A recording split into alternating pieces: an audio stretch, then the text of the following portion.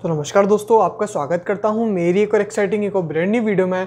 और आज की वीडियो में मैं आपको बताने वाला हूं कि शेडर्स और टेक्सचर्स में क्या डिफरेंस होता है, क्या कंपैरिजंस होते हैं और क्या सिमिलरिटीज हैं दोनों के बीच, जो दोनों को एक दूसरे से बहुत ही अलग और बहुत ही सिमिलर बनाती हैं। दोनों चीज़ों के बारे में डिस्कस करूँगा, इसलिए दोनों का बोल रहा हूँ कि सिमिलर भी बनाती हैं और डिफरेंट भी बनाती हैं। देखो, मैं हमेशा डिफरेंस क्यों करता रहता हूँ दो चीज़ों के बीच, इसलिए करता हूँ क्योंकि दोनों की इंपॉर्टेंस समझ में आएगी हमें कि हमें ये चीज़ किस वक्त यूज़ करनी चाहिए और ये चीज़ किस लिए और किस वक्त यूज़ करनी चाहिए, जिससे आपको और अच्छे समझ में आएगा और आप अच्छे से समझ पाओगे कि आपको ये चीज़ कब यूज़ करनी चाहिए। इसलिए मैं डिफरेंस करता हूँ। मेरा डिफरेंस करने का ये मतलब नहीं है कि मैं व्यूज़ के लिए या सब्सक्राइबर्स के लिए इस चीज़ के लिए नहीं करता हूँ, आपको नॉलेज देने के लिए करता हूँ और इस चीज़ में मुझे खुशी मिलती है, इसलिए मैं बनाता हूँ वीडियो और मैं डालता हूँ। तो वीडियो पूरी एंड तक देखना, लाइक करना वीडियो को, सब्सक्राइब करना चैनल को और कमेंट्स करके बताना आपको कैसी लगी वीडियो। तो चलिए शुरू करते हैं।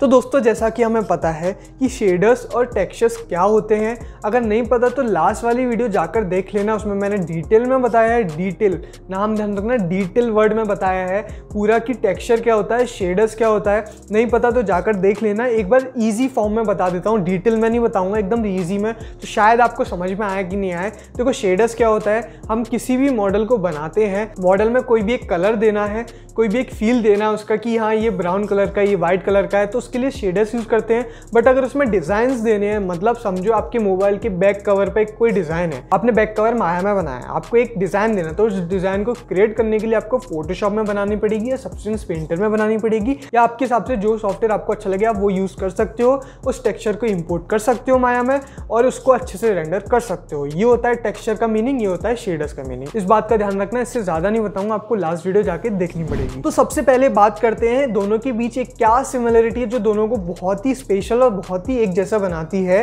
देखो, डिफरेंस से आने से पहले इस चीज़ के बारे में जानना बहुत ज़रूरी है। अगर नहीं बताता हूँ तो लोग शक करेंगे कि मैंने ये चीज़ बाद में क्यों बताई, तो मैं पहले बता रहा हूँ। अगर हम शेडर्स यूज़ करते हैं किसी भी मॉडल में, समझो अगर हम किसी भी मॉडल को एक वाइट कलर दे रहे हैं, इस वॉल का कलर कौन सा है, वाइट। अगर इस वॉल को अगर हम वाइट कलर दे रहे हैं तो हम इसे दो तरीके से दे सकते हैं, टेक्सचर डाल के भी दे सकते हैं और शेडर्स के थ्रू भी दे सकते हैं। बट ये बात का ध्यान रखना कि बिना शेडर्स के टेक्सचर काम नहीं करेंगे।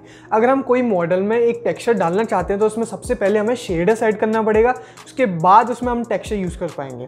टेक्सचर से कहने का मतलब, उसमें मैंने 5 मैप्स के बारे में आपको बताया था। सबसे पहला base colour, roughness map, metalness map, normal और हाइट। ये सारे मैप्स को अगर हम यूज़ करना चाहते हैं किसी भी मॉडल में तो हमें कोई भी उसमें एक शेडर पहले से डाल के रखना पड़ेगा। आपको क्या करना होगा कि जो अगर बेस कलर है उसे कलर में डालना पड़ेगा, उसमें एक मेटलनेस की फील्ड होगी जिसमें मेटलनेस लिखा होगा, इसमें मेटलनेस उठा के डालना पड़ेगा। रफनेस होगी तो रफनेस उठा के डालना पड़ेगा। तो ये रहता है शेडर्स और टेक्सचर का काम। दोनों एक दूसरे से इंटरकनेक्टेड है, दोनों अलग नहीं है। ये बात का ध्यान रखना कि टेक्सचर हम अलग से नहीं डालते हैं, शेडर्स के अंदर डालते हैं और शेडर्स को यूज करते हैं एज अ मॉडल। और वो बात अलग हो गई कि हम किस वक्त किस चीज को यूज कर रहे हैं, तो वो चीज में हम डिफरेंस में बताने वाले हैं। तो समझो एक मॉडल का एग्जांपल लेते हैं, हम इस कंट्रोलर का एग्जांपल लेते हैं। इस कंट्रोलर में आपको अलग अलग कलर स्कीम्स दिख रही होंगी, रेड, ब्लू, ग्रीन, येलो, और आपको ट्रिगर्स जो दिख रहे होंगे। जो ट्रिगर्स है ये ग्रेइश कलर के हैं, ये जो बैक का कलर है वो ब्लैक है और जो आगे का ये जो स्ट्रिप है इसके कलर है डार्क ब्लैक। तो इस बात का ध्यान रखना, ये जो कलर स्कीम है ये है इसकी कलर स्कीम। तो अगर आपको इस टाइप का पूरा कलर स्कीम देना है तो उसके लिए मैं आपको प्रेफर करूंगा टेक्सचर यूज करने के लिए। वो क्यों? इससे हमारा दूसरा डिफरेंस क्रिएट होता है। पहले डिफरेंस की तरफ हम बात कर लेते हैं, दूसरे डिफरेंस की तरफ हम बाद में आएंगे। पहले डिफरेंस में मैं क्या बताना चाहता हूँ कि अगर हम कोई रफनेस मैप यूज करते हैं, मेटलनेस मैप यूज करते हैं, हाइट मैप यूज करते हैं, तो ये सब मैप्स पहले शेडर्स में डाले जाते हैं, उसके बाद ही यूज़ होंगे। ये अलग से उसमें बेस कलर में बन के नहीं आते, अलग अलग 5 फाइल से .jpg करके, समझो .jpg आपको पता होगा ये एक्सटेंशन क्या काम करता है, ये इमेजेस का एक्सटेंशन है। तो .jpg की 5 फाइल से एक बेस कलर है, एक मेटलनेस है, रफनेस है, नॉर्मल है, हाइट है। तो समझो आपको रफनेस ऐड करनी है। रफनेस कहने का मतलब कितना ज़्यादा रफ होगा और कितना ज़्यादा शाइनी होगा, ये चीज़ होती है रफनेस मैप का कमाल। तो रफनेस आपको मैप यूज़ नहीं करना है, आपने कोई मैप क्रिएट नहीं किया, आप चाहते हो कि अब मैं उस वैल्यू से ही खेलूँ। मतलब मैंने बताया था ना थोड़ी देर पहले कि शेडर्स में रफनेस, मेटलनेस ये सब दिए रहते हैं टैब्स। तो अगर हम रफनेस मैप को कम ज़्यादा करते हैं 0 to 100, 0 to 1000, तो ये इतने तक ही लिमिटेड है, हम उससे ज़्यादा कुछ नहीं कर सकते। बट अगर आपको डिटेल में रफनेस मैप ऐड करना है तो आपको सब्सटेंस पेंटर दिया गया है, उसमें आप इजीली रफनेस मैप ऐड कर सकते हो कि अगर समझो ये हैंड है, यहाँ थोड़ा शाइनी है, यहाँ थोड़ा रफ है, खुरखुरा है, तो अगर आपको ये इफेक्ट चाहिए कि यहाँ शाइनी हो, यहाँ रफ हो, तो वो आप सब्सटेंस पेंटर में कर सकते हो, ना कि शेडर्स में। देखो पहला डिफरेंस क्या था कि अगर आपको शेडर्स यूज करना है तो आपको सिंपल एक सिंगल कलर की तरफ फोकस करना पड़ेगा। बट अगर आपको डिफरेंट कलर्स उसमें चाहिए, डिफरेंट स्कीम्स चाहिए, डिफरेंट रफनेस चाहिए, समझो मेरा एक हैंड है, फिर से एग्जांपल लेते हैं मेरे हैंड का, ये जो नीचे वाला पार्ट है ये मेरा थोड़ा रफ है, बहुत खुरखुरा सा है, बट मेरी जो फिंगर्स हैं वो थोड़ी शाइनी है, वो बहुत सॉफ्ट है। तो इस चीज़ को मान के चलो ये सॉफ्ट है, ये थोड़ा रफ है, तो मुझे इस टाइप का टेक्सचर देना है सिर्फ एक ही शेडर में। अगर एक ही शेडर में, ये ध्यान रखना, एक ही शेडर में मुझे टेक्सचर देना है तो मुझे उसे सब्सटेंस पेंटर में बनाना पड़ेगा, क्योंकि अगर मैं इस चीज़ को शेडर में देने जाऊंगा तो पूरा रफ करना पड़ेगा या पूरा शाइनी करना पड़ेगा, और ये चीज़ एक शेडर में पॉसिबल नहीं है। इसी से हमारा सेकंड डिफरेंस क्रिएट होता है।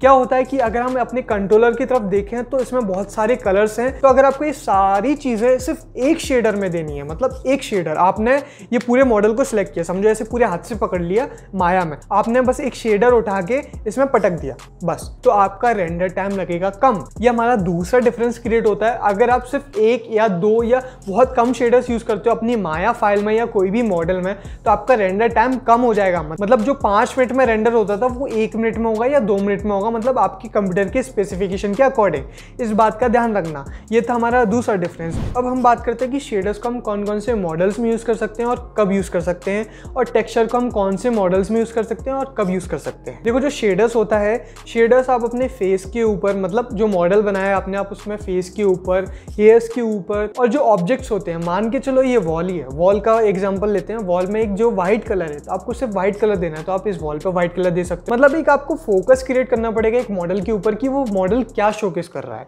अगर उस शोकेस में डिटेल नहीं मांग रहा है तो आपको शेडर्स यूज करने हैं, और शेडर्स कब यूज करने हैं आपको ये भी देखना पड़ेगा कि वो कितना शाइनी है, कितना रफ है। आपने एक कैरेक्टर मॉडल बनाया है, समझो आपके जो हेयर्स हैं वो सिल्की हैं और थोड़े रफ हैं, तो आपको ये चीज़ देखनी पड़ेगी शेडर्स में जाके कि आपको रफनेस कम ज़्यादा करनी है या मेटलनेस कम ज़्यादा करनी है। ये मैं बताने नहीं आऊँगा कि आपको मेटलनेस बढ़ा देनी है, कि बाल थोड़े भारी थोड़ी ना हो जाएंगे हमारे। आपको शेडर्स कब यूज़ करना है, तो आपको एक पर्टिकुलर सिंगल कलर दिखे या उसमें दिखे कि ये सिर्फ शाइनिंग कर रहा है, या एक मिरर है, समझो एक मिरर बनाना है, तो मिरर भी शेडर से बनेगा as comparison to Substance Painter. Substance Painter में भी बना सकते हैं बट उसमें थोड़ी लंबी प्रोसेस है।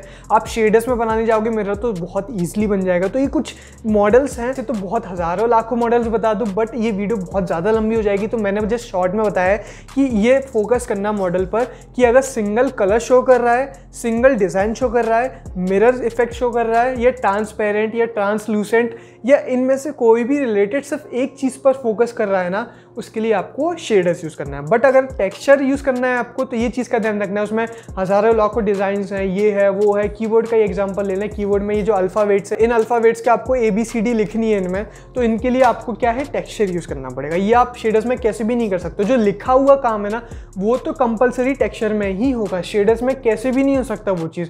आपको कुछ भी डिज़ाइन ऐड करना है, कुछ भी डिज़ाइन कहने का मतलब मेरी टी-शर्ट के ऊपर डिज़ाइन है, तो इस डिज़ाइन को कैसे लाए होंगे, टेक्सचर के थ्रू, ना कि शेडर्स के थ्रू। तो इसलिए हम शेडर्स को यूज़ करते हैं, इसलिए हम टेक्सचर को यूज़ करते हैं। इतने ही थे डिफरेंस, ज़्यादा नहीं थे, और इतनी ही सिमिलरिटीज़ थी, ज़्यादा नहीं थी। कंपेयर कर दिया दोनों को, समझ में आ गया होगा। नहीं आया तो कमेंट सेक्शन है, और वीडियो स्टार्टिंग से एंड तक देख सकते हो, फ्री है, पैसा नहीं लग रहा है दोबारा देखने के लिए। और आप अपने सजेशंस बता सकते हो कि आपको क्या चीज़ें समझ में नहीं आई। अगर आपको नेक्स्ट वीडियो में कुछ और चाहिए तो आप मुझे वो भी बता सकते हो। तो वीडियो में यही था, लाइक करना वीडियो को, सब्सक्राइब करना चैनल को, और कमेंट्स करके बताना आपको कैसी लगी वीडियो पूरी देखी हो तो शेयर भी कर देना अपने फ्रेंड्स और कलीग के साथ जो सीखना चाहते हैं इस चीज़ को। तो मिलते हैं आपसे नेक्स्ट वीडियो में। Till then bye bye.